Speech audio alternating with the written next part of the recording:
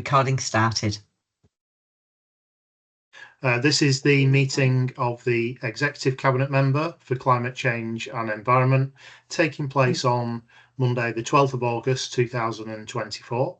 I'm Councillor Richard Sylvester, the Executive Cabinet Member for Climate Change and Environment, and I'd like to welcome councillors and officers of Bolton Council to this meeting, and to members of the public if you're watching the recorded version on the Bolton Council YouTube channel. Item 1 on the agenda is the monitoring of Executive Cabinet Member decisions, and this report was sent out by email prior to this meeting. So we have the decisions report. Any questions on the report at all? Chair, I think just to say that the two items on finance can now come off because they've been completed. That's correct. That's on page 3 and 4 of the report. I've also noted on page 1 the recovery of abandoned shopping trolleys. That's actually policy now, so that can come off the monitoring report as well. That's the item at the bottom of page 1 from 9th of October last year, Vicky, if that can come off as well. Yeah, thank you. Brilliant. Okay, so I'll note that monitoring report, and then item 2 is the Directorate to Place Financial Report 2024 to 2025 quarter 1. So we'll go over to Janet Pollard, who'll take us through this report. Thank you very much, Chair. So this report contains the quarter 1 financial update for the Directorate to Place. The Directorate is currently projecting a year-end overspend of £900,000. For this portfolio, there is an underspend of £17,000. There are 3 key variances that are detailed within the report. The budgeted savings for 24-25 for the Directorate to Place are £862,000, all of which have been approved at quarter 1. The Directorate does not have any general reserves. Key financial findings can be found on page 3, and service-specific findings can be found on Appendix 2. The Executive Cabinet Member is asked to note the contents of the report and to approve the recommendations in section 12. I'm happy to take any questions. Okay, so any questions for Janet on this report from members?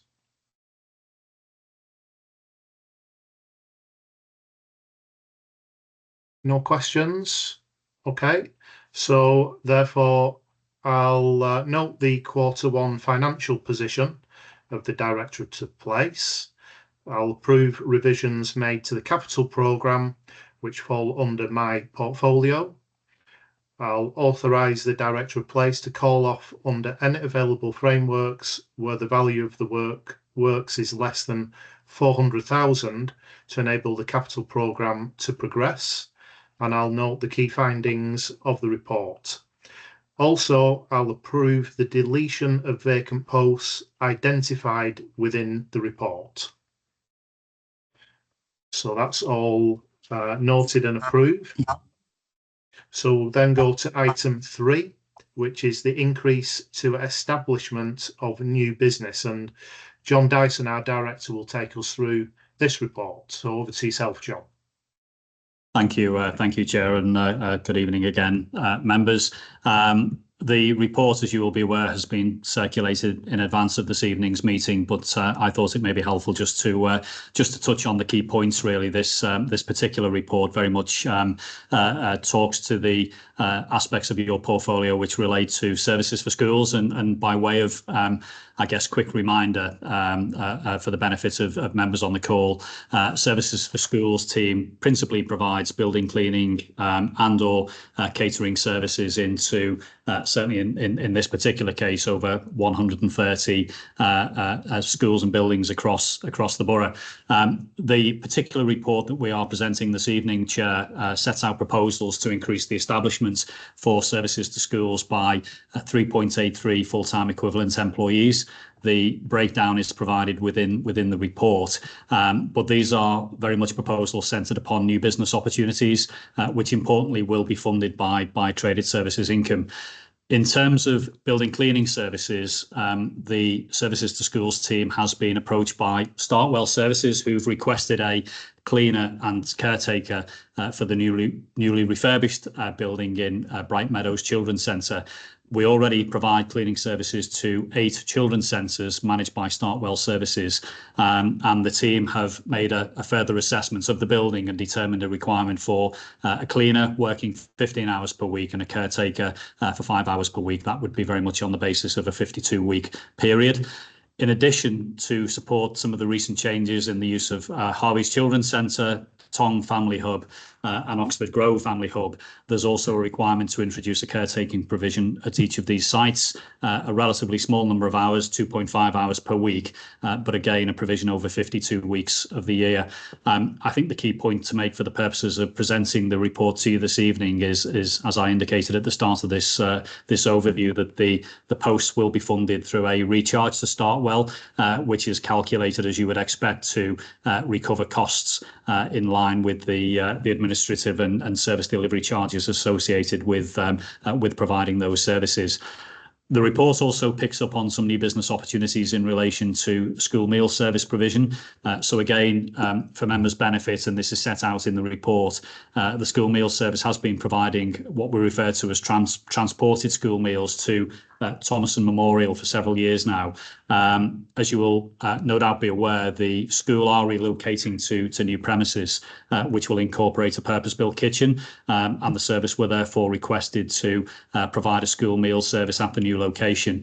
Having assessed the needs of the school, we have established that there is a requirement to introduce a new unit manager. So this is the kitchen lead, if you wish, who has oversight on the catering arrangements, and that would be a post based upon 25 hours per week during term time. But again, the additional business would be very much secured and accepted on the basis of full cost recovery. Alongside Thomason Memorial School, the Olive Tree Primary School have also requested that we provide a quotation for school meals provision. So this is a really positive piece, again, within the context of commercial development. However, in this particular case, the school are yet to confirm their acceptance of the quotation. But being mindful, Chair, of the challenges and the timeline sometimes involved in recruitment, what we are seeking to do tonight is to secure your approval to filling that position should the school accept the quotation. And again, that would be very much an arrangement centred, as I say, upon full cost recovery. So as I indicated, the HR implications are set out in detail in the report. They equate to the equivalent of 3.83 FTE. The cost of that provision is just short of £117,000 per annum, but would be funded, as I say, through traded services income and recharge. So no financial cost to the service per se. We seek to recover fully our operational costs. So having regard to, as I say, that sort of short overview context, the report is recommending that you approve the additional staffing capacity and associated budget, which would be acquired through a traded services relationship. I'll pause there, Chair, and pass back to yourself, if that's okay. Thank you, Director, and I'll open this up to questions if any members have questions on this report.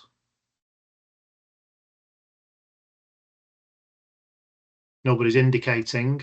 I'm quite happy with this report, and I'm very happy to therefore approve the additional staffing capacity and budget acquired through the traded service provision in line with the business case set out in the report. So that's approved, Director.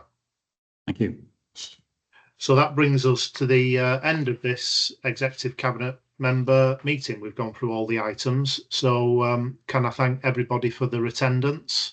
And I look forward to seeing everybody at the next Executive Cabinet member meeting. Thank you. Thank you, Chair. Thank you, members. Thank you, Chair. Bye.